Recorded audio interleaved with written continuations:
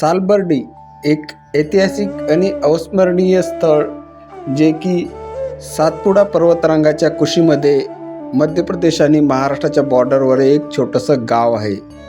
या संबंधीचा व्लॉग लवकरच आपल्या यूट्यूब चॅनलवर येईल। तोपर्यंत माझ्या चॅनलला लाईक करा, शेअर करा आणि सबस्क्राईब करायला विसरू नका। धन्यवाद।